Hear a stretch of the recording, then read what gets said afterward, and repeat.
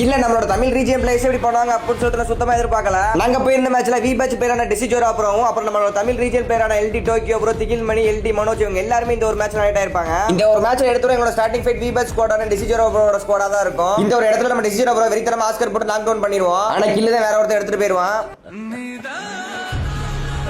இந்த ஒரு இடத்துல அந்த ஒரு ஸ்குவாடே மொத்தமா கிளியர் பண்ணிடுவோம். அப்புறம் அந்த ஒரு இடத்த கிளியர் பண்ணிட்டு இந்த இடத்துல சும்மா தான் நடந்து போயிட்டு இருப்பேன். யாருன்னே தெரியாது. திடீர்னு 3 பேரும் தடுத்து பிடிக்க ஆரம்பிச்சிருவாங்க. அப்புறம் என்ன பண்றாங்கன்னு சொல்லிட்டு நீங்களே பாருங்க.